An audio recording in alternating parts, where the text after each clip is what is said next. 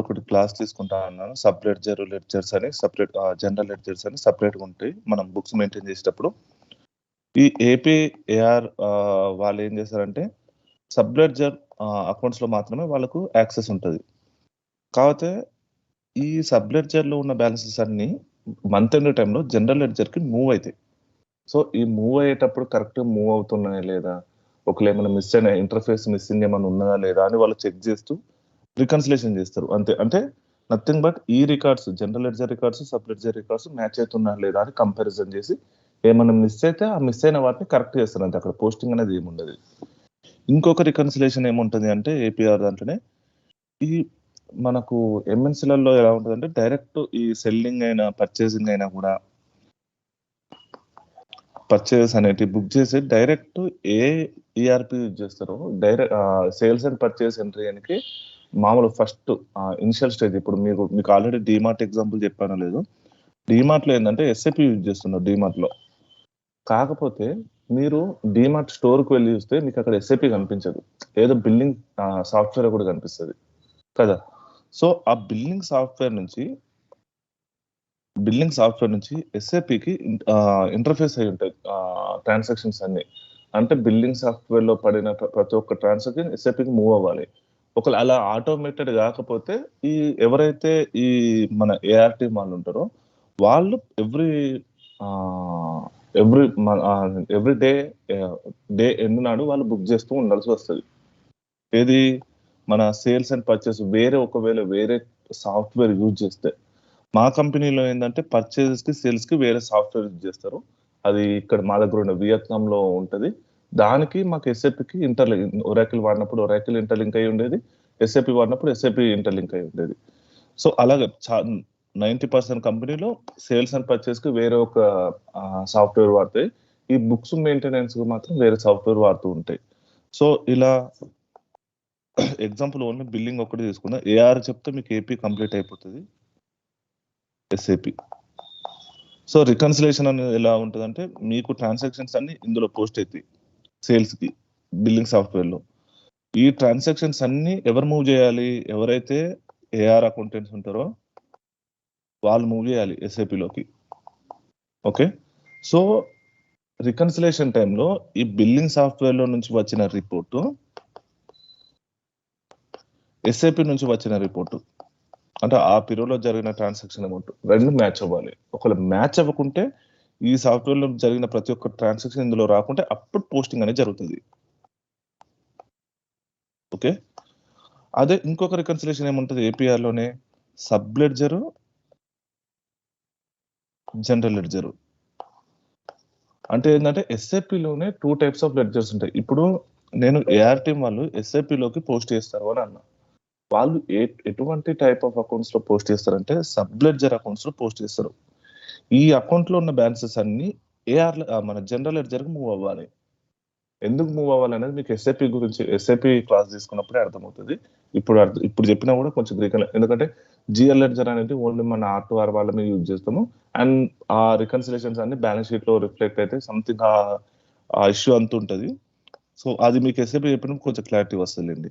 So ఈ sub ledger నుంచి general ledger కి ఎవ్రీ మంత్ ఎండ్ మూవ్ అవుతాయి బ్యాలెన్సెస్. ఓకే, ఈ మంత్ ఎండ్ మూవ్ అయ్యేటప్పుడు ఇంటర్ఫేస్ ఇష్యూ ఏమైనా ఉన్నది అనుకోండి, మీరు అనుకుంటారు సాఫ్ట్వేరే కదా బ్రో, కరెక్ట్ మూవ్ అయితే కదా, మళ్ళీ దాని చెకింగ్ ఏముంటది అనుకోవచ్చు. మ్యాక్సిమం టైంలో అట్లా మూవ్ అవుతాయి. కాకపోతే చాలా కేసెస్ ఉంటాయి. ఒక డూప్లికేట్ అవ్వడము, లేకుంటే ఏదైనా మిస్ అవ్వడము, సంథింగ్ టెక్నికల్ ఇష్యూ వల్ల బ్యాలెన్సెస్ మూవ్ అవ్వకపోవడము, ఇట్లాంటి చాలా కేసెస్ ఉంటాయి. ఆ టైంలో ఏంటిదంటే రికన్సిలేషన్ చేసేటప్పుడు మీకు ఫైండ్ అవుట్ చేసుకో కదా, ఆ ఏవైతే ట్రాన్సాక్షన్ మూవ్ అవ్వలేదు వాటిని మాన్యువల్ గా మూవ్ చేస్తావు అంతే. మాన్యువల్ గా మూవ్ అంటే పోస్టింగ్ అయినా చేస్తావు, లేకుంటే అక్కడ ఏమైనా టెక్నికల్ ఎర్రర్ ఏమైనా ఉంటే దాన్ని రిజాల్వ్ చేసేసి ఆ జిఎల్ కి మూవ్ అయ్యేటట్టు చేసుకుంటావు. ఇది కథ. మెయిన్ రికన్సిలేషన్ వచ్చేసి ఈ బిల్లింగ్ సాఫ్ట్వేర్ కున్న ఎస్ఏపికి, లేకుంటే ఏదైతే టూల్ యూజ్ చేస్తారో ఆ టూల్ కి ఎస్ఏపికి మెయిన్ ఈఆర్పి, ఎస్ఏపి అయితే ఎస్ఏపి, ఒరాకిల్ అయితే ఒరాకిల్, ఏ ఈఆర్పి యూజ్ చేస్తారో ఆ ఈఆర్పి మధ్యలో బోత్ ఇక్కడ బిల్లింగ్ లో ఉన్న రిపోర్ట్ బ్యాలెన్స్, మీకు ఏదైతే మెయిన్ ఈఆర్పి ఉంటుందో ఆ మెయిన్ ఈఆర్పిలో ఉన్న రిపోర్ట్ బ్యాలెన్స్ మ్యాచ్ అవ్వాలి, పెన్నీ టు పెన్నీ. ఓకే, అది మెయిన్ రికన్సిలేషన్. సెకండరీ రికన్సిలేషన్ వచ్చేసి sub ledger versus GL ledger. మీరు ఇంటర్వ్యూలో మిమ్మల్ని అడిగినప్పుడు మాత్రం మీరు ఓన్లీ సబ్లెడ్జర్ జిఎల్ఏ చెప్పుకోవాల్సి వస్తుంది. ఎందుకంటే మనం చేసేది ఇది ఒక్కటే, ఒకవేళ చేయాల్సి వస్తే అది కూడా. లేదు అంటే మాత్రం ఇది రికన్సిలేషన్ ఐడియా ఉన్నదా అని అడిగితే మాత్రం ఐడియా ఉన్నదని చెప్పి మనం ఇప్పుడు ఏదైతే మీరు ఏదైతే కంపెనీకి చెప్తామని అనుకుంటారో అందులో వేరే టూల్ యూజ్ చేస్తారో ఆ టూల్ నుంచి వచ్చిన రిపోర్టు మా మెయిన్ ఏదైతే ఎస్ఏపీలో ఉన్నో ఎస్ఏపీలో నుంచి వచ్చిన రిపోర్టు మ్యాచ్ అయ్యేటట్టు చూసుకున్నాము. ఒకవేళ మ్యాచ్ కాకుంటే ఏవైతే మిస్సింగ్ ట్రాన్సాక్షన్స్ ఉన్నాయో అవి మాన్యువల్ గా పోస్ట్ చేయండి అని ఏఆర్ టీమ్ వాళ్ళకి ఇస్తాం అంతే. ఏఆర్ టీమ్ వాళ్ళకి పంపిస్తాం, వాళ్ళు సబ్లెడ్జర్లలో పోస్టింగ్ చేస్తారు. ఎందుకు? మీకు సబ్లెడ్జర్ కి యాక్సెస్ ఉండదు కాబట్టి. ఇది ఏపీఆర్. సో బ్యాంక్ రికన్సిలేషన్ ఒకటి కొంచెం డెప్త్ తెలుసుకుందాం. సో ఇది మీకు అందరికి తెలిసిందే, సింపుల్. బ్యాంక్ రికన్సిలేషన్ స్టేట్మెంట్ అంటారు, తర్వాత బ్యాంక్ రికన్సిలేషన్స్. సో ఫస్ట్ ఇక్కడ థియరిటికల్ గా చూసుకుందాం. కంపల్సరీ ఉంటాయండి ఈ మూడింటి మీద. కంపల్సరీ మినిమం మీకు ఉండే 30 minutes to 10 minutes అయినా ఈ రికన్సిలేషన్ మీద అడుగుతూ ఉంటారు. So it is an accounting process that helps to ensure accuracy and consistency of a company's financial records with its bank statements. Companies financial records అంటే ఏంటి? ఇక్కడ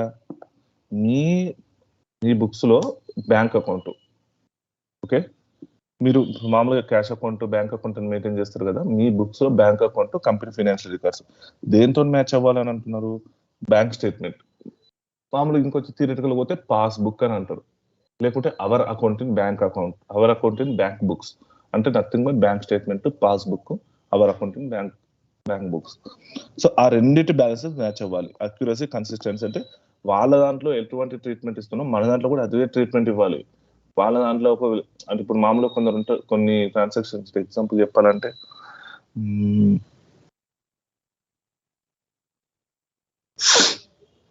పోనీలండి ట్రీట్మెంట్ అయితే ఇప్పుడు అక్కడ ఒక ట్రాన్సాక్షన్ ఏదైతే ఉంటే సేమ్ ట్రీట్మెంట్, అంటే సేమ్ ట్రీట్మెంట్ అక్కడ డెబిట్ ఇక్కడ డెబిట్ అని కాదు. అక్కడ డెబిట్ ఉంటే దానికి ఏ ట్రీట్మెంట్ ఇవ్వాలి, మన దగ్గర క్రెడిట్. అక్కడ నేచర్ ఆఫ్ ట్రాన్సాక్షన్ బట్టి మన దగ్గర కూడా నేచర్ ఆఫ్ ట్రాన్సాక్షన్ ఇవ్వాల్సింది ఆ డిస్క్రిప్షన్ లో. సో అప్పుడే నువ్వు ఏంటంటే రికన్సిలేషన్ చేసినప్పుడు ఎగ్జాక్ట్ మ్యాచ్ చేసుకోగలవు. నువ్వు రియల్ టైమ్ లో వచ్చిన తర్వాత చాలా ట్రాన్సాక్షన్స్ నువ్వు ఎలా మ్యాచ్ చేసుకుంటావు అంటే, రికన్సిలేషన్ చేసినప్పుడు అక్కడ డిస్క్రిప్షన్ బ్యాంకులో ఏదైతే డిస్క్రిప్షన్ ఉన్నదో మన దాంట్లో కూడా అదే డిస్క్రిప్షన్ పెడతాం, ఎగ్జాక్ట్ కాపీ పేస్ట్ చేస్తాం మనం. ఇంకా ఎందుకు అని అంటే నువ్వు రికన్సిలేషన్ చేసే టైంలో సేమ్ నువ్వు ఆ బ్యాలెన్స్ ఈ బ్యాలెన్స్ మ్యాచ్ చేయాలి. ఎందుకంటే నువ్వు కొన్ని థౌజండ్స్ ఆఫ్ ట్రాన్సాక్షన్ జరిగినప్పుడు ఇక్కడ 5,000 ఇక్కడ 5,000 అని అనిపించింది అనుకోండి, అది దేనికి రిలేటెడ్ అని ఎట్లా తెలుస్తుంది మనకి? సో అది ఏంటంటే మనం ఆ బ్యాంక్ ట్రాన్సాక్షన్ ఐడి ఒకటి, బ్యాంక్ డిస్క్రిప్షన్ ఒకటి, అండ్ మనకు తెలవనీకి మనకు ఏదైతే ట్రాన్సాక్షన్ రిలేటెడ్ దానికి కూడా మనం చిన్న సైడ్ కి పెడతాం. కామెంట్ లో మనం మామూలుగా థియరిటికల్ ఇంతకుముందు చదువుకున్నప్పుడు being cash is paid something అట్లా రాస్తాం కదా, అట్లాంటి ఏం రాయం. అక్కడ ఏదైతే ఉంటుందో డిస్క్రిప్షన్ ఇక్కడ కూడా అదే రాస్తాం బ్యాంక్ దానికి. వేరే వాటికి కూడా నువ్వు మామూలు కొంచెం చాలా పెద్దగా ఉంటాయి డిస్క్రిప్షన్ అనేది, కామెంట్ డిస్క్రిప్షన్ మనం కింద రాస్తాం కదా, ఎంట్రీ జనరల్ ఎంట్రీ రాసిన తర్వాత salary account debit salary payable అని రాసినప్పుడు బీయింగ్ శాలరీస్ పేయబుల్ సంథింగ్ ఏదో రాస్తాం, అవునా? సో అలా కాకుండా థియరిటికల్ అలా కాకుండా రియల్ టైంలోనైతే ఏమని రాస్తామంటే salaries payable for the amount of అనేది సంథింగ్ 1 lakh అని రాసి and period and for the total employees ఇట్లా రాస్తాం డీటెయిల్డ్ గా. ఓకే, సో అందుకని కన్సిస్టెన్సీ అంటే అది అక్కడ ఏదైతే ఉంటుందో అక్కడ మన దగ్గర కూడా అదే ఉండేటట్టు చూసుకుంటాం అన్నట్టు. అండ్ అక్యురసీ అంటే నథింగ్ బట్ అక్కడ ఏ వాల్యూ ఉన్నదో మన దగ్గర కూడా అదే వాల్యూ ఉండాలి. And it is a comparison of companies own books, that is bank ledger in our book and bank statement provided by the bank. So ఇది ఓకే కదా? And we prepare BRS regularly, typically on monthly basis or frequently or as frequently as possible. It helps the business to identify the errors in cash records promptly, ensuring accuracy and integrity. So దీని meaning ఏంటంటే చూడండి, ఇక్కడ as frequently as possible అని అన్నా. So ఇప్పుడు చిన్న చిన్న companies అయింది అనుకోండి, అది వాళ్ళు మంత్ ఎండ్ టైంలో చేసుకున్నా కూడా ఏం కాదు. ఏది కరెక్ట్ 25 నుంచి లేకపోతే 26 నుంచి చేసుకున్నా కూడా ఏం కాదు. కాకపోతే ఈ పెద్ద పెద్ద కంపెనీలలో ఎలా ఉంటుంది అంటే హ్యూజ్ ట్రాన్సాక్షన్ జరుగుతూ ఉంటాయి కాబట్టి వాళ్ళు డైలీ చేస్తారు. డైలీ ఈ బ్యాంక్ రికన్సిలేషన్ అనేది డైలీ ఉంటుంది. సో మిమ్మల్ని అడిగినా కూడా మీరు డైలీ మా దాంట్లో డైలీ బ్యాంక్ రికన్సిలేషన్ చేస్తూనే ఉంటాము. నేను ఈవెన్ దో ఇప్పుడు మా సిట్కోలో ఉన్నా కూడా మాకు కొంచెం ట్రాన్సాక్షన్స్ అనేది తక్కువ ఉంటాయి. వాల్యూమ్ అనేది అంటే అమౌంట్ అనేది ఎక్కువ ఉంటుంది, కానీ మాకు బ్యాంక్ ట్రాన్సాక్షన్స్ అనేది చాలా తక్కువ ఉంటాయి. మాకు ఎవ్రీ మంత్ కలిపితే మొత్తం మీద ఒక 30 to 40 ట్రాన్సాక్షన్స్ కూడా ఉన్నాయి. ఏది నేను డీల్ చేసి ఒక్కొక్క అకౌంట్కి. ఈవెన్ దో నన్ను 3 daysకి ఒకసారి చేయండి అని అంటారు. అంటే ఒక్క వీక్లో 2 times బ్యాంక్ రికన్సిలేషన్ చేయాలి. ఓకే, బ్యాంక్ రికన్సిలేషన్ చేయడం ఒకటి, బ్యాంక్ రికన్సిలేషన్ స్టేట్మెంట్ ప్రిపేర్ చేయడం ఒక టాస్క్. సో ఈ రెండు వేరు. మిమ్మల్ని ఇంటర్వ్యూలో bank reconciliation statement whole process చెప్పండి అని అన్నప్పుడు మీరు ఏం చెప్పాలంటే ఎండ్ వచ్చేసరికి ఇక్కడ bank reconciliation statement preparing bank reconciliation statement, preparation of BRS అంటే బ్యాంక్ రికన్సిలేషన్ స్టేట్మెంట్. నువ్వు రికన్సిలేషన్ ఒక టెంప్లెట్ లెక్క ప్రిపేర్ చేసి నువ్వు అప్రూవల్ తెచ్చుకునేది లాస్ట్ స్టెప్. అది స్టేట్మెంట్ ప్రిపేర్ చేయడం. నువ్వు ఈ త్రూ అవుట్ ద మంత్ చేసేది అంటే రికన్సిలేషన్ చేయడం, అంటే కంపేర్ చేసి ఏమైనా మిస్ అయిన ట్రాన్సాక్షన్స్ ఉన్నదంటే నువ్వు పోస్ట్ చేయడము, ఒకవేళ ఏమైనా మిస్టేక్ గా పోస్ట్ చేస్తుంటే కరెక్ట్ చేయడము, ఇట్లాంటివన్నీ త్రూ అవుట్ ద మంత్ జరుగుతూనే ఉంటాయి. సో అదే కాకపోతే కొన్ని కంపెనీలు ఏంటంటే మంత్లీ బేసిస్ కూడా చేస్తాయి. ఒక తక్కువ ట్రాన్స్ ఇప్పుడు మన 30-40 అని అన్నా, నేను మంత్లీ ఒక్కసారి చేసినా కూడా చాలు బ్యాంక్ రికన్సిలేషన్. సో అది తప్పేం లేదు, మీరు ఏది చెప్పినా కూడా అక్కడ వెళ్తుంది. మంత్లీ అన్నా, వీక్లీ అన్నా, డైలీ అన్నా కూడా వెళ్తుంది. ఎందుకంటే మా ప్రీవియస్ కంపెనీలో డైలీ ఉండేది bank reconciliation. Okay, and it helps business to identify the errors. So నువ్వు డైలీ చేయడం వల్ల ఏం యూజ్ ఉంటుంది, నువ్వు ఏమైనా ఎర్రర్స్ ఉన్నదంటే ఐడెంటిఫై చేసేసి దానికి నువ్వు కరెక్టివ్ ఎంట్రీస్ పోస్ట్ చేయడానికి ఛాన్స్ ఉంటుంది. Okay, and the goal of bank reconciliation is to identify the differences and posting the correct entry. So అసలు స్టెప్స్ ఏమేమి ఉంటాయి, ఇది థియరిటికల్ గా అసలు స్టెప్స్ ఏమేమి ఉంటాయి, మీరు ఒకవేళ స్టెప్స్ ఏమేమి ఉంటాయి అని బ్యాంక్ రికన్సిలేషన్ ఏమేమి స్టెప్స్ ఉంటాయి అంటే మీరు పిక్చర్ ఒక్కటి ఇప్పితే సరిపోతుంది, సింపుల్ అంతే. సో ఫస్ట్ స్టెప్ ఏంటిది, gathering the records.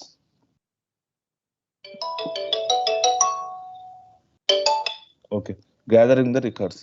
Gathering the cash records అంటే ఏంది, నువ్వు రికన్సిలేషన్ చేయాలంటే నువ్వు ఏం చెప్ప మామూలుగానే రికన్సిలేషన్ అంటే కంపారిజన్ ఆఫ్ 2 ఫైనాన్షియల్ రికార్డ్స్ అని అన్నా, అవునా? సో నీకు ఏదైనా రికన్సిలేషన్ చేయాలి అని అంటే నీకు 2 ఫైనాన్షియల్ రికార్డ్స్ కావాలి కదా, రిటర్న్ కావాలంటే నువ్వు గ్యాదర్ చేసుకోవాలి కదా. సో అవే నథింగ్ బట్ ఇక్కడ ఏంటంటే bank account, ledger in our book and bank statement. So real time ఇదే చేస్తామండి, బ్యాంక్ లెడ్జరు మన ఈఆర్పి ఎస్ఏపి. ఇప్పుడు ఎస్ఏపీలు అంటే నువ్వు మాన్యువల్ గా చెక్ చేయొచ్చు, కాకపోతే వేరే సాఫ్ట్వేర్ వాళ్ళు వాడేది ఎట్లా ఉంటుందంటే వాళ్ళు ఏదైతే సాఫ్ట్వేర్ వాడతారో దాని నుంచి ఎక్సెల్ కి ఎక్స్పోర్ట్ చేసుకొని ఈ బ్యాంక్ స్టేట్మెంట్ మన బ్యాంక్ అకౌంట్, మన నెట్ బ్యాంక్ మీరు ఒక బ్యాంక్ రికన్సిలేషన్ చేస్తూ ఉంటే మాత్రం మీకు నెట్ బ్యాంకింగ్ యాక్సెస్ అనేది ఇస్తారు. సో మీరు అందరికి వెళ్ళి డైరెక్ట్ పుల్ చేసేసుకోవచ్చు. ఓకే, సో ఈ బ్యాంక్ స్టేట్మెంట్ డౌన్లోడ్ చేసుకొని ఈ బ్యాంక్ అకౌంట్ లెడ్జర్ డౌన్లోడ్ చేసేసుకొని ఈ రెండింటిని కంపేర్ చేస్తూ ఉంటాం ఇంకా. సో ఇవే మనం ఈ సోర్సెస్ అనేది మనం ఫస్ట్ దగ్గర పెట్టుకోవాలి. ఆ తర్వాత కంపేరింగ్ డిపాజిట్స్ అని అంటున్నారు. కంపేరింగ్ డిపాజిట్స్ అంటే నథింగ్ బట్ నువ్వు బ్యాంక్ స్టేట్మెంట్ లోకి వెళ్తే నీకు 2 types of particulars, debits, credits and closing balance ఉంటుంది కదా, ఇదే కదా ఉండేది మీకు బ్యాంక్ స్టేట్మెంట్ లో. సో ఇక్కడ డిపాజిట్స్ అంటే ఏంది, క్రెడిట్స్, మన విత్డ్రాల్స్ అంటే ఏంది, డెబిట్స్. సో ఒక్కొక్కటి కంపేర్ చేసుకోవాలి అని అంటారు. ఫస్ట్ క్రెడిట్స్ అన్ని కంప్లీట్ చేసి చూసుకొని నీ దాంట్లో డిపాజిట్స్ కింద ప్రతి ఒక్కటి ఉన్నదా లేదా, నీ అకౌంట్ లో కూడా, నీ బ్యాంక్ అకౌంట్, నీ లెడ్జర్ లో కూడా ప్రతి ఒక్క డిపాజిట్ నీ దాంట్లో కూడా ఉన్నదా లేదా అని చెక్ చేసుకుంటావు. కంపేరింగ్ విత్డ్రాల్స్ అంటే వన్స్ క్రెడిట్స్ అయిపోయినాక డెబిట్స్ కి రావాలి అంతే. So reconciliation of outstanding items like cheques and bank errors. So ఇదేంటిదంటే ఇదే మెయిన్ స్టెప్. నువ్వు రికన్సిలేషన్ అంటే సింపుల్ గా ఎవరైనా చెప్తారు, కానీ తర్వాత నువ్వు అడ్జస్ట్మెంట్ ఎంట్రీస్ అది ఏం చేస్తావు అనేది ఇంపార్టెంట్. సో అడ్జస్ట్మెంట్ ఎంట్రీస్ అంటే ఏంటిదంటే చెక్స్ రిలేటెడ్ ఒకటి ఉంటాయి,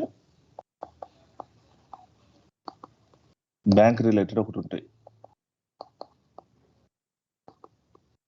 చెక్స్ రిలేటెడ్ ఏంటిదంటే నీకు 2 types of out standing checks ఉంటాయి. ఒకటేమో డెటార్ దగ్గర నుంచి వచ్చేది, ఒకటేమో నువ్వు వెండర్కి ఇచ్చేది. ఓకే, డెటార్ దగ్గర నుంచి వచ్చేది ఒకటి, వెండర్కి ఇచ్చేది ఒకటి. అంటే ఏంటిదంటే డెటార్ దగ్గర నుంచి వచ్చేది ఏంటిది, ఎవరైనా డెటారు నువ్వు ఏదైనా సేల్స్ ప్రొవైడ్ చేసినావు, వాళ్ళకి చెక్స్ ఇచ్చారు. చెక్ ఇచ్చారు, నువ్వేం చేస్తావు, ఇవి 28th నాడు చెక్ వచ్చింది మీకు, 29th వెళ్ళి నువ్వు బ్యాంకులో డిపాజిట్ చేసినావు ఏది చెక్. నువ్వేం చేస్తావు, డిపాజిట్ చేయగానే వచ్చేసి నీ బ్యాంక్ అకౌంట్ ఏదైతే ఉంటుందో లెడ్జరు, ఈ లెడ్జర్లో నువ్వు క్యాష్ పడిందని, నీకు క్యాష్ వచ్చిందని నువ్వు ఎంట్రీ పోస్ట్ చేసుకుంటావు. ఏం ఎంట్రీ ఉంటుంది, bank account debit to debtor account, debtor దగ్గర నుంచి వచ్చింది కాబట్టి. సో నీకు ఇక్కడ క్యాష్ బ్యాలెన్స్ అనేది పెరుగుతుంది, ఒక 10,000 అనుకుందాం. సో బ్యాంక్లో నీకు 10,000 పెరిగింది. కాకపోతే బ్యాంక్ వాడు ఒక 3 to 5 days టైం తీసుకొని దీన్ని నీకు ఇంకా రియలైజ్ చేయలేదు, నీ అకౌంట్లోకి వేయలేదు. నువ్వేమో నీ అకౌంట్లో పడింది అని అనుకున్నావు. సో అట్లాంటప్పుడు ఏంటిదంటే మంత్ ఎండ్ టైంలో ఇప్పుడు 31st కదా, 31st నాడుకి నీకేమో చెక్ రిలీజ్ కాలేదు, కాకపోతే నీ బ్యాంక్ అకౌంట్లో నువ్వు అమౌంట్ అనేది పోస్ట్ చేసేసుకున్నావు కాబట్టి నువ్వు రికన్సిలేషన్ చేసే టైంలో నీకు అమౌంట్ కనిపిస్తుంది. అదే 10,000 అనిపించింది, అక్కడ ఆల్రెడీ అసలు చెక్ రిలీజ్ కాలేదని చూస్తావు. సో నువ్వు ఏం చేస్తావు అంటే ఈ ఎంట్రీని రివర్స్ చేసేస్తావు. ఇది అడ్జస్ట్మెంట్ ఎంట్రీ అక్కడ. ఇవి ఇప్పుడు ఏదైతే ఈ చెక్స్ అని అంటున్నానో ఇవి ఇప్పుడు చాలా రేరు. ఓకే, కాకపోతే మిమ్మల్ని ఇంటర్వ్యూలో అడుగుతుంది ఈ క్వశ్చన్. రియల్ టైంలో వచ్చేసరికి ఈ చెక్స్ అవుట్ స్టాండింగ్, మనం ఇచ్చిన చెక్ అక్కడికి వెళ్ళేసరికి హాజరవ్వడము, ఇట్లాంటివన్నీ అయితే ఇప్పుడు చాలా రేరు. కాకపోతే మీరు బుక్లో చదువుకున్నప్పుడైనా మీకు ఇంటర్వ్యూలో అయినా కూడా ఇవే ఉంటాయి అవుట్ స్టాండింగ్ అంటే. 1 సెకండ్. హలో, చెప్పు. చెప్పిన కదా రమ్మని.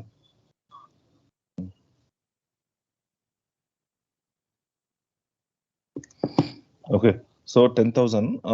సో వీటిని ఏంటంటే నువ్వు ఒకవేళ నీ బుక్స్ ఎంటర్ చేసుకున్నావు అని ఒకవేళ అక్కడ చెక్స్ నువ్వు రియలైజ్ కాకుంటే నువ్వు రివర్స్ చేసేసుకోవాలి. ఎందుకంటే ఒకవేళ రివర్స్ చేయాలనుకో నీకు ఈ బ్యాలెన్స్ ఎక్స్ట్రా కనిపిస్తుంది బ్యాంక్ అకౌంట్లో. బ్యాంకులో నేమ్ ఉండదు, నీ అకౌంట్లో ఉండేసరికి ఎక్స్ట్రా కనిపిస్తుంది కదా. సో దాన్ని రివర్సల్ ఎంట్రీ అనేది పోస్ట్ చేసేసుకుంటావు. అదే ఒకవేళ క్రెడిటర్ వెండర్ రిలేటెడ్ అంటే ఏంటిదంటే నువ్వు చెక్ ఇచ్చినావు ఎప్పుడు, సేమ్ 28th జూలై నాడు చెక్ ఇచ్చినావు. చెక్ ఇచ్చినా కూడా నువ్వేం చేస్తావు, చెక్ అనేది ఇచ్చేసినావు కదా అని నువ్వు ఇందులో ఎంట్రీ పోస్ట్ చేసేసుకుంటావు, ఏది 10,000. సో వాడు అక్కడికి వెళ్ళి చెక్ ఇవ్వాలి, ఇచ్చిన రియలైజ్ చేసిన నువ్వు ఎప్పుడైతే చెక్ ఇచ్చినావో ఆ చెక్ ఇచ్చినప్పుడు నువ్వు ఎంట్రీ పోస్ట్ చేసుకుంటావు. కాకపోతే వెండర్ వచ్చేసి ఒక 3-4 days తర్వాత బ్యాంకులు ఇచ్చిండు, లేకుంటే నువ్వు ఇచ్చిన రోజే బ్యాంకులు ఇచ్చినా కూడా అది రియలైజ్ కానీ ఒక 3-4 days పడింది. అప్పుడేంది మళ్ళీ జూలై పీరియడ్ లో ఆ ట్రాన్సాక్షన్ అనేది బ్యాంక్ అకౌంట్ లో బ్యాంక్ స్టేట్మెంట్ లో రిఫ్లెక్ట్ అవ్వదు కాబట్టి నీ దాంట్లో ఎక్స్ట్రా అమౌంట్ డిడక్ట్ అయినట్టు చూపిస్తున్నావు. సో దాన్ని మళ్ళీ రివర్స్ చేయాలి. సో ఫస్ట్ ఎంట్రీ ఏముంటుంది, క్రెడిటార్ టు బ్యాంకు, కాకపోతే ఇది రివర్స్ వచ్చేసి మళ్ళీ బ్యాంక్ అకౌంట్ క్రెడిటారు. ఇవి రివర్సల్ ఎంట్రీస్. సో ఇంకో అడ్జస్ట్మెంట్ అవి ఏది చెక్స్ రిలేటెడ్ అయితే. అదే ఒక బ్యాంక్ రిలేటెడ్ అయితే ఏముంటాయి అంటే ఇవే మనకు రియల్ టైంలో కూడా వచ్చేటి. బ్యాంక్ రిలేటెడ్ అంటే ఏముంటాయి అంటే ఏమన్నా బ్యాంక్ మనకి ఇంట్రెస్ట్ ఇచ్చినా, ఏమన్నా బ్యాంక్ ఛార్జెస్ ఏమన్నా ఉంటాయి, ఇవి రెండే వస్తాయి, bank interest, bank charges. Bank ఒకవేళ మనకి ఇంట్రెస్ట్ డిపాజిట్ చేస్తే మనకు తెలియదు, ఎందుకంటే బ్యాంక్ స్టేట్మెంట్ తీసుకునేదాకా మనకు తెలియదు కాబట్టి దీనికి ఒక ఎంట్రీ పోస్ట్ చేస్తాం. బ్యాంక్ ఛార్జెస్, బ్యాంక్ ఎంత ఛార్జెస్ చేస్తుంది, మన బ్యాంకు మనకు అకౌంట్కి ఎంత ఛార్జెస్ ఎంత ఛార్జెస్ తీసుకుంటుందో మనకు తెలియదు కాబట్టి మనం ఎప్పుడైతే బ్యాంక్ స్టేట్మెంట్ డౌన్లోడ్ చేసుకుంటామో అందులో చూస్తే కానీ మనకు అర్థం కాదు. సో ఆ టైంలోనే మనం ఈ ఎంట్రీస్ పోస్ట్ చేయగలం, ఇంట్రెస్ట్ ఎంట్రీస్ అయినా మళ్ళీ కూడా బ్యాంక్ ఛార్జెస్ ఎంట్రీ అయినా. సో వీటికి ఎంట్రీస్ ఏముంటాయి, ఇంట్రెస్ట్ అనేది మనకు డిపాజిట్, మనకు ఇన్కమ్ కాబట్టి bank account debit to bank interest అని రాసుకోవచ్చు, ఇంట్రెస్ట్ బ్యాంక్. సో ఇది ఏదో ఎగ్జాంపుల్ ఒక 5,000 అనుకుంటే బ్యాంక్ ఛార్జెస్ అనేది మనకు ఎక్స్పెన్స్ కాబట్టి bank charges to bank account. Okay, so ఈ రెండు ఎంట్రీస్ అనేది మనం ఇవి రెగ్యులర్ గా పోస్ట్ చేస్తూనే ఉంటాం. మీరు అదే నేను మీకు చేశారని కాదు, నేను కూడా పోస్ట్ చేసిన బ్యాంక్ రికన్సిలేషన్ చేసినప్పుడు. ఈవెన్ దో మొన్న నేనైతే బ్యాంక్ చార్జెస్ ఎంట్రీ కూడా పోస్ట్ చేసిన, ఏది మా సిట్కోలో వేసినప్పుడు. సో మ్యాక్సిమం ఇవే పోస్ట్ చేస్తాం. మిగతా అన్ని ఏ టీం వాళ్ళకు ఉంటే ఆ టీం వాళ్ళకి పంపించి చూడండి అని అంటాం. So out standing checks and bank errors, ఓకేనా. బ్యాంక్ ఎర్రర్స్ అంటే ఎర్రర్స్ అని కాదు, నీకు బ్యాంక్ నుంచి బ్యాంక్ స్టేట్మెంట్ లో రిఫ్లెక్ట్ అయ్యి మన బుక్స్ లో రిఫ్లెక్ట్ కాకుండా ఉండాలి. And updating the cash records, nothing but ఏవైతే రికన్సిలేషన్ ఫైండ్ అవుట్ చేస్తావో నువ్వు ఎంట్రీస్ పోస్ట్ చేయడమే అప్డేటింగ్ ద క్యాష్ రికార్డ్స్ అన్నట్టు. And preparation of BRS. So ఇది మెయిన్. ప్రిపరేషన్ ఆఫ్ బిఆర్ఎస్ అంటే ఏంటంటే నీకు ఒక టెంప్లెట్ ఉంటుంది. నేను ప్రతి ఒక్క రికన్సిలేషన్ ఒక టెంప్లెట్ ఉంటుంది అని అంటున్నాను కదా. ఇంటర్ కంపెనీ రికన్సిలేషన్ కి ఒక టెంప్లెట్ లో బ్యాలెన్సెస్, ఏ బ్యాలెన్స్ బి బ్యాలెన్స్ ఇట్లా ఫిల్ చేసి పంపిస్తావు అని అన్నా. అండ్ బ్యాంక్ రికన్సిలేషన్ కూడా ఒక స్టేట్మెంట్ మొత్తం రికన్సిలేషన్ మొత్తాన్ని ఒక ఎక్సెల్ లో ప్రిపేర్ చేస్తావు అని అన్నా. సో అలాగే బ్యాంక్ రికన్సిలేషన్ ని కూడా నువ్వు ఒక స్టేట్మెంట్ లెక్క ప్రిపేర్ చేస్తావు. సో అది ఎలా ఉంటదంటే సేమ్ ఒక ఎక్సెల్ నీకు bank account number, cash book, bank balance, cash book balance, తర్వాత వేరియంట్స్. సార్ ఉండదు ఇక్కడ మా అంటే అంతకుముందు అంటే adjustment entries amount. Sir variants correct. Sorry variants adjusted entries, final variance అని. Final variance. సో ఈ ఫైనల్ వేరియన్స్ ఏదైతే ఉన్నదో అది 0 కావాలి. సో నువ్వు ఏవైతే ఎంట్రీస్ పోస్ట్ చేసినావో అవి ఇక్కడ రావాలి అమౌంట్స్. సో నీకు మాలో ప్రైమరీ వేరియన్స్ ఎంత ఉన్నది రికన్సిలేషన్ అంటే స్టార్టింగ్ నువ్వు ఎంట్రీస్ పోస్ట్ చేయకముందు ఆ బ్యాలెన్స్ ఇక్కడ రావాలి. First cash book balance, bank book balance, ఇది అంతా అయిపోయిన తర్వాత నీకు ఇక్కడ bank balance, cash book balance match అవ్వాలి. అంటే ఫైనల్ వేరియన్స్ వచ్చేసి 0 రావాలి. సో ఇక్కడ ఫార్ములాస్ అనేది ఇస్తారు, ఎక్సెల్ ఫార్ములాస్, దాంతో నీకు అది వచ్చేస్తుంది.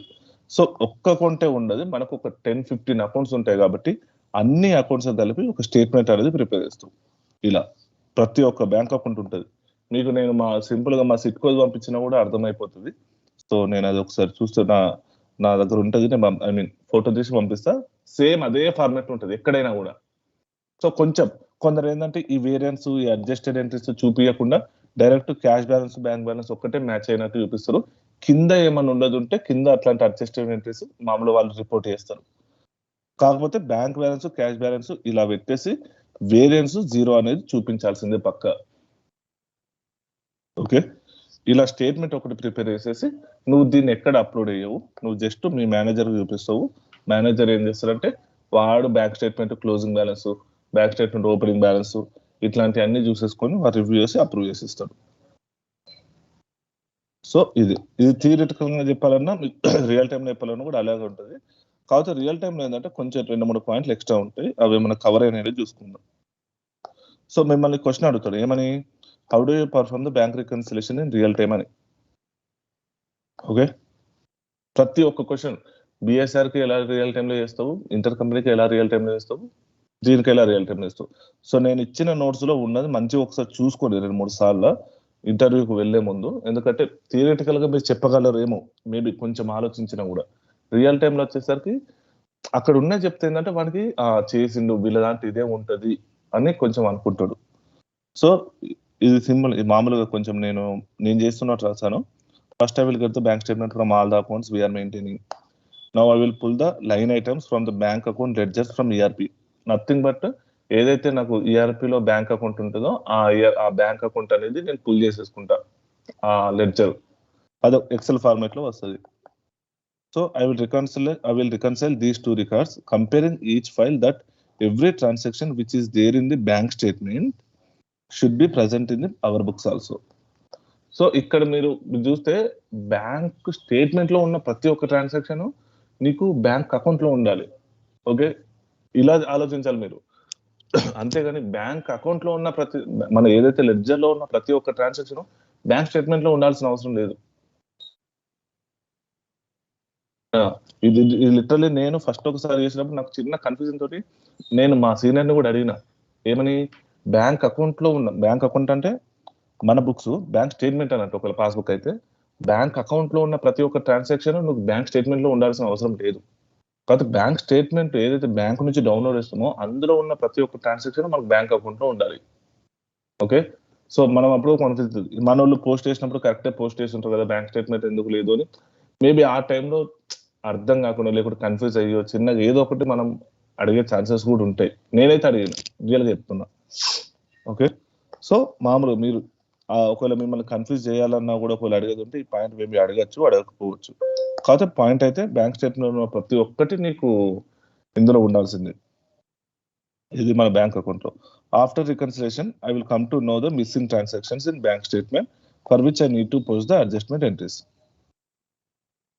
ఓకే, సో అవే bank charges, bank interest, unrealised cheques పై వెండారు, any withdrawals from the bank. So ఇవి entries. We might also need to ask different teams to post from their end if any transaction in the bank statement needs to be posted by them only.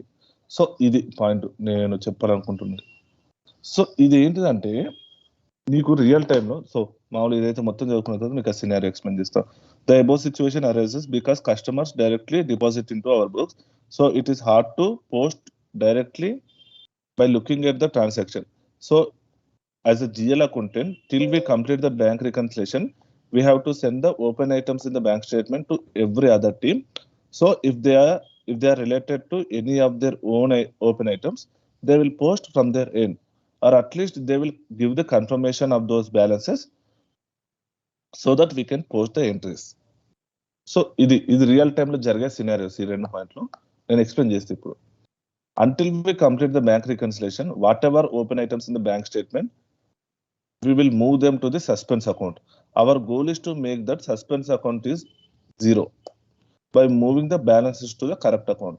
Okay, మీకు suspend మీరు cover చేయలేదు, మీకు bank statement రికన్సిల్ చెప్పినప్పుడు suspense account అనేది cover చేయలేదు. అది ఎప్పుడు వస్తుంది అని అంటే ఫస్ట్ మామూలుగా ఏం చేస్తారు అని అంటే okay our leads. Okay, here bank reconciliation nothing but preparation of Excel work book where we attach each and every details of bank reconciliation. So okay, ఇది మామూలుగా కవర్ చేసింది. ఈ 3 పాయింట్లు ఏంటిదంటే చూడు, ఇవి రియల్ టైంలో చేస్తానండి ఈ పాయింట్స్. సో ఇక్కడ నుంచి ఇక్కడ వరకు. సో అక్కడ నేను ఏమంటున్నా, we might also need to ask different teams to post from their end if the transaction in the bank statement is needs to be posted by them only అని అన్నా. So ఏంటిది అని అంటే నువ్వు R2R GL అకౌంటెంట్, నీ duty ఏంటిది bank reconciliation చేయడం. So ఒకవేళ ఇప్పుడు నీకు ఒక డెటార్ దగ్గర నుంచి ఏమంటుంది, నేను చెప్పిన చెక్స్ గిక్స్ ఇప్పుడు ఉండట్లేదు, సో డైరెక్ట్ నీకు డెటార్ గానో బ్యాంక్ నెట్ బ్యాంకింగ్ లేకుంటే ఎలక్ట్రానిక్ ట్రాన్స్ఫర్ చేసేస్తారు, అవునా? సో అలా చేసినప్పుడు ఏంటిది, నీకేమో అప్పుడేమో నీకు తెలియదు, నీకు చెక్ వస్తేనేమో కనీసం నువ్వు నీ బుక్స్ ఆ చెక్ చూసి నువ్వు పోస్ట్ చేసేసుకుంటే ఎవరిచ్చిందా అని. డైరెక్ట్ బ్యాంక్ నుంచే పడ్డప్పుడు డెటార్ గాడు డైరెక్ట్ బ్యాంక్ లోకి వేసినప్పుడు నీకు ఎట్లా తెలుస్తుంది, తెలియదు కదా. కాకపోతే ఏంటంటే ఈ కంపెనీలలో డెటార్ గాడు ఎప్పుడైనా నీకు అమౌంట్ పంపించేది ఉంటే వాడు అక్కడ బుక్స్ మెయింటైన్ చేసుకోవాలి. కాబట్టి వాడు కంపల్సరీ ఏ కంపెనీకి పంపిస్తున్నాడు, దేని రిలేటెడ్ ఇన్వాయిస్, దేనికి సంబంధించింది అనేది వాడు చూసుకుంటాడు పక్క. వాడు అవన్నీ తీసేసుకొని ఆ డీటెయిల్స్ అన్ని నువ్వు ఎలక్ట్రానిక్ ట్రాన్స్ఫర్ చేసేటప్పుడు ఆ డీటెయిల్స్ అన్ని ఇచ్చేసి ఇన్వాయిస్ నెంబరు, ఏ కంపెనీకి, లేకుంటే మన ట్రాన్సాక్షన్ డీటెయిల్స్, ఇట్లాంటివన్నీ మనం ఇన్వాయిస్ ఇచ్చేటప్పుడు ఎటువంటి డీటెయిల్స్ అయితే ఇస్తామో ఆ డీటెయిల్స్ కొంచెం ఆ ఎలక్ట్రానిక్ పేమెంట్ చేసేటప్పుడు ఆ మెన్షన్ చేసే పేమెంట్ అనేది చేస్తాడు. అది మనకు తెలీదు. కాకపోతే ఏంటంటే ఏ టీం వాళ్ళకు తెలుస్తుంది, ఏ టీం వాళ్ళు అయితే వర్క్ చేస్తారో ఆ టీం వాళ్ళకి తెలుస్తుంది. ఇప్పుడు నేను ఏదైనా మన కంపెనీ నుంచి ఏదైనా ప్రొఫెషనల్ సర్వీస్ వేరే వాళ్ళకి ఇచ్చినాం అనుకుందాం, డేటా మనం బయట వాళ్ళకి ఇచ్చినాం అనుకుందాం, ఎప్పుడు జూన్లో. సో అప్పుడు ఏం రాసుకుంటాం, డేటా టు సమ్ సర్వీసెస్, ఏదో ఒకటి సర్వీసెస్ ఇన్కమ్ అకౌంట్. ఓకే, ఇది ఓకే, ఇది ఇన్కమ్ P&L అకౌంట్. ఈ డెటార్ గాడు ఓపెన్ ఐటమ్ కిందనే ఉంటూనే ఉంటాడు. ఈ ఎంట్రీస్ ఎవరు పోస్ట్ చేస్తారు, AR టీం వాళ్ళు పోస్ట్ చేస్తారు సబ్ లెడ్జర్లో, అవునా? వీడేం చేస్తాడు, ఈ 5,000 అమౌంట్ అని అనుకుందాం. ఈ 5,000 అమౌంట్ నీకు జూలైలో వస్తుంది, జూలై బ్యాంక్ అకౌంట్ లో రిఫ్లెక్ట్ అవుతుంది. కాకపోతే నువ్వు చూస్తున్నప్పుడు నీకు అసలు ఏంటి ఇది, అసలు దేనికి రిలేటెడ్ నువ్వు రికన్సిలేషన్ చేసేటప్పుడేమో ఎంట్రీ ఏమో పడదు. సో పడకుంటే నీకు ఎవరికి అడ్జస్ట్ చేయాలి, ఇదేమో మనకు అకౌంట్ లోకి వచ్చేసింది, దీన్ని ఎవరికి అడ్జస్ట్ చేయాలి అనేది నీకు తెలియదు. అప్పుడు ఏం చేస్తావు, ఇట్లాంటి ట్రాన్సాక్షన్స్ నీకు ఈవెన్ పర్చేస్ కూడా ఉంటాయి, ఏదైనా పేమెంట్స్ కూడా ఉంటాయి, అండ్ రిసిప్ట్స్ మన సేల్స్ సర్వీసెస్ దానికి కూడా ఉంటాయి, గూడ్స్ కైనా సర్వీసెస్ కైనా. కాకపోతే నువ్వు మామూలు చూసుకుంటే చిన్న లాజికల్ గా చెప్తున్న పాయింట్, మీరు ఈవెన్ దో ఈ పర్చేస్ కి పేమెంట్స్ కి ఉన్నా కూడా, అంటే ఏదైనా ఎక్స్పెన్సెస్ కి, ఇవి చాలా రేరు. ఎందుకు అంటే మీరు చూడండి, మన కంపెనీ మనం పేమెంట్ చేసేటప్పుడు మనం కరెక్ట్ చూసుకో, మనకు తెలియదు దగ్గర నుంచి వచ్చింది అది ఇదని. సో వాళ్ళు ఒక్కసారి పేమెంట్ అయిపోయిందంటే ఎంట్రీస్ అనేది పోస్ట్ చేసుకుంటారు. అండ్ మోర్ ఓవర్ ఏంటిది అంటే, నువ్వు ఎస్ఏపీ ఎంత అడ్వాన్స్ అంటే ఎస్ఏపీలో డైరెక్ట్ అకౌంట్ లింక్ అయి ఉంటుంది. నువ్వు ఏదైనా ఎక్స్పెన్స్ పే చేసేటప్పుడు నీకు అకౌంట్ అనేది లింక్ అయి ఉంటుంది. సో దట్ ఏంటంటే నువ్వు పేమెంట్ చేసే టైంలోనే నీకు కింద డీటెయిల్స్ ఇవ్వాల్సి వస్తుంది, ఏ అకౌంట్ కోసం పే చేస్తున్నావు, సో ఎంత అమౌంట్, దాని వెండర్ ఎవరికి పే చేస్తున్నావు, ఆ డీటెయిల్స్ అన్ని కింద ఇవ్వాల్సి వస్తుంది. సో అలా ఇచ్చినప్పుడు ఏంటంటే నువ్వు పేమెంట్స్ చేస్తే కరెక్ట్ డైరెక్ట్ వెళ్ళి ఆ అకౌంట్కి పడిపోతుంది. ఎట్లయితే నేను ఇప్పుడు రెంట్ పేయబుల్ టు క్యాష్ చెప్తాను, నువ్వు పేమెంట్ చేసేటప్పుడే ఆ రెంట్ పేయబుల్ అనే దాన్ని లింక్ ఇవ్వాల్సి వస్తుంది. అలా ఇస్తావు కాబట్టి అలా ఇస్తున్నప్పుడు ఏమవుతుంది, డైరెక్ట్ ఎంట్రీ వెళ్ళిపోతావు, నువ్వు రికన్సిలేషన్ అవసరం ఏమున్నది. కాకపోతే కొన్ని ఏంటిదంటే నీకు సబ్లెడ్జర్ అకౌంట్స్ కాకుండా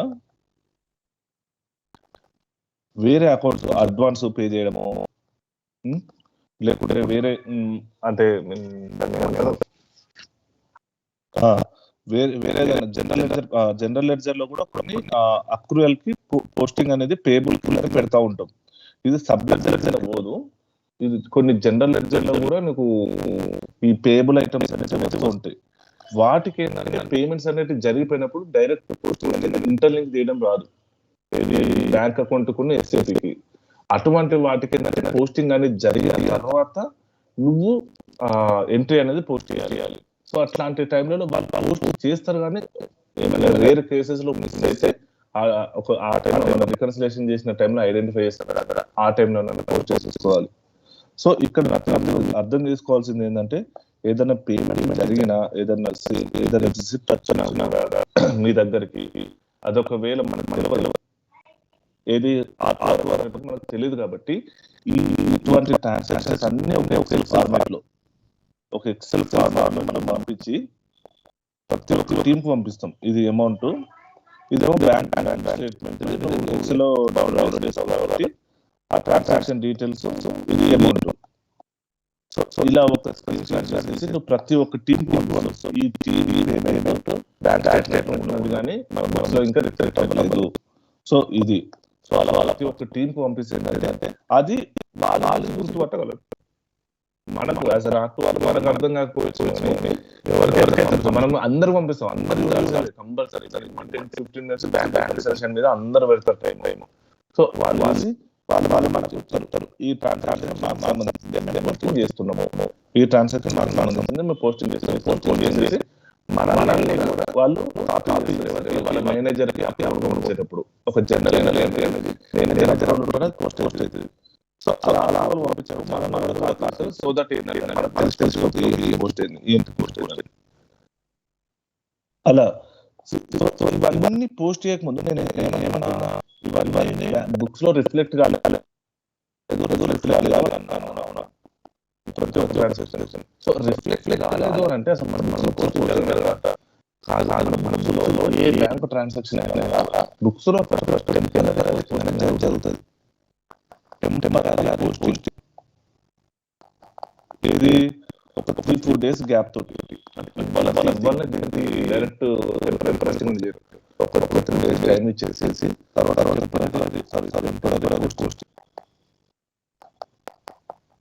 ఈ టెంపరరీ పోస్టింగ్ చేసేదే నువ్వు సస్పెన్స్ అకౌంట్ చేస్తున్నావు, బ్యాలెన్స్ సస్పెన్స్ అకౌంట్. సో ఇది ఏంటంటే రాంగ్ పాకెట్ అకౌంట్. సో ఈ అకౌంట్ మనం యూజ్ చేస్తాం. దీన్ని మామూలుగా మీరు సస్పెన్స్ అకౌంట్ కలుపుకుంటారు. సో సస్పెన్స్ అకౌంట్ మనం యూజ్ చేసి బ్యాలెన్స్ వీళ్ళు మనం రికన్సిలేషన్ చేస్తా ఉంటాం. సో వాళ్ళు ఏం చేస్తారు, పోస్ట్ ఈ సస్పెన్స్ సంబంధించి ఏదైతే బ్యాలెన్స్ ఉన్నాయో కరెక్ట్ సస్పెన్స్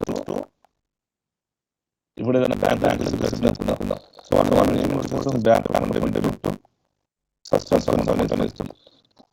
సో మనం ఎవరైనా కన్ఫర్మేషన్ ఇస్తారు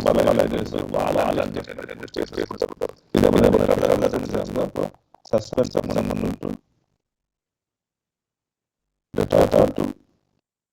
సస్పెన్స్ అమౌంట్ ఇలా టైంలో ఇట్లాంటి చేస్తే నార్మల్ వాళ్ళు ఈ బ్యాంక్ అకౌంట్ చేసుకుంటారు.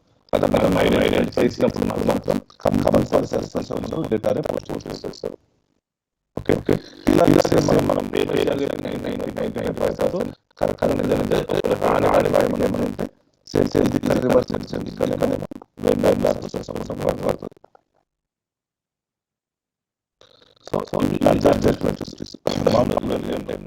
ఇలా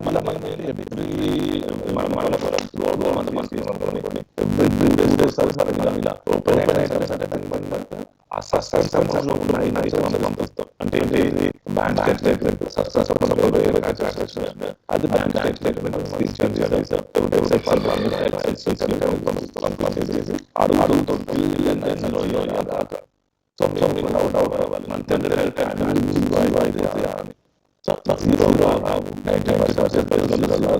కాకపోతే ప్రతి ఒక్కరికి సొల్యూషన్ ఉంటుంది కదని.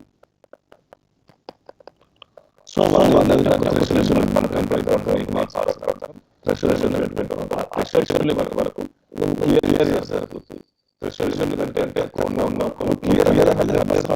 చేయాలి. కాకపోతే చేస్తాం. సో ఏమంటారు, మన మాకు 100 మిలియన్ ఛాన్స్ జరిగింది అనుకుందాం. సో 1 బిలియన్ వరకు ఓకే అని అన్నారు. ఓకే అని అంటారు. సో మిగతా 9 బిలియన్ ఛాన్సెస్ ఉన్నాయో 9 బిలియన్ ఛాన్సెస్ మనం కంపల్సరీ కన్సిడర్ చేయాల్సిందే. 1 బిలియన్ వేయాలి కానీ ఒకవేళ వేరైతే 5 మిలియన్ ఉన్నది అంతా ఉంచవలసింది. మనం వేరే టీం అందరూ కూర్చొని ఫస్ట్ పని చేయాలి. అట్లా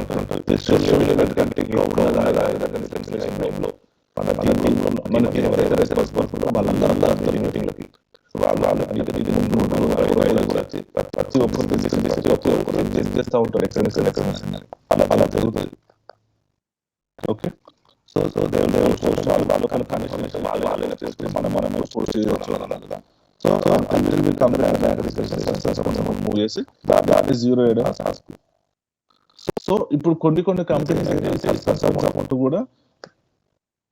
సస్పెన్స్ అకౌంట్ కూడా 0 ఉంటుంది అనుకుంటుంది. సో ఇప్పుడు మా పెట్టుకోలేదు జరిగే 30-40 అని కదా, జరిగే 30-40 అనేది కంపల్సరీ 0 ఉండాలి. 0 లేదు. అందుకని మామూలుగా తక్కువ ట్రాన్సాక్షన్స్ 0కి వస్తారు. మరి వాళ్ళు మాత్రం 0 కాకుండా పర్లేదు వాళ్ళకి. సో మీరు చెప్పే కంపెనీ వాళ్ళే మన చెప్పుకోవాలి. సో మీరు 0 లేకుండా పెట్టుకోవచ్చు, 0 అని చెప్పుకోవచ్చు. సో ఇదండి రికన్సిలేషన్ కంప్లీట్ అయిపోయింది. సో మీకు ఏపీఆర్ రికన్సిలేషన్ మాత్రం డీటెయిల్ ఉంటుంది అందులో. ఓకే సో రేపటి నుంచి మనం అక్రూవల్ చెప్పుకుంటాం. సో అదొక రేపటి తీసుకోకపోవచ్చు. నెక్స్ట్ మనకు అక్రూవల్స్ ట్రయల్ బ్యాలెన్స్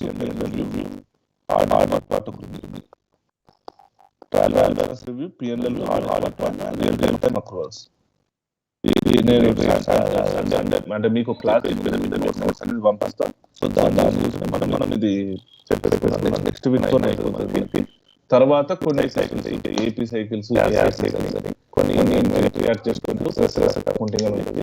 అది మీకు ఏది మీకు దానికి ఇవి సారీ మీకు క్లాసెస్ అయిపోతారు అనుకున్నారు. ఓన్లీ మీకు అవుట్ ఆఫ్ ద బాక్స్ అడిగితే చెప్పే టాపిక్స్ వస్తాయి. కానీ మీకు చెప్పే టాపిక్స్ మాత్రం సరిపోతాయి, ఇక్కడ వరకు సరిపోతాయి. మీకు అకౌంటింగ్, ఇన్వెంటరీ సైకిల్, ఈ 4 టాపిక్లు మాత్రం మీకు మాత్రం నెక్స్ట్ వీక్ అందరికి. అది ఓకే ఓకే అండి. రేపు కుదిరితే మాత్రం నేను ఒక 2-3 అవర్స్ అంత కుదరదు. సో కాబట్టి సో కుదిరితే మాత్రం తీసుకుంటా. రేపైతే కుదరదు. ఓకే, లేకుంటే డైరెక్ట్ మండే నుంచి మాత్రం నాకు 8కి తీసుకుంటాను. ఇవ్వాలంటే నాకు డైలీ మార్నింగ్ వేరే వర్క్స్ ఉంటున్నాయి వేరే బ్యాచ్ వాళ్ళకి. సో అందుకని మీకు 9:30కి తీసుకోవడం జరిగింది. సో మండే నుంచి 8 or 8:30కి స్టార్ట్ అవుతుంది, మనకు 9:30కి అయిపోతుంది. ఓకేనా?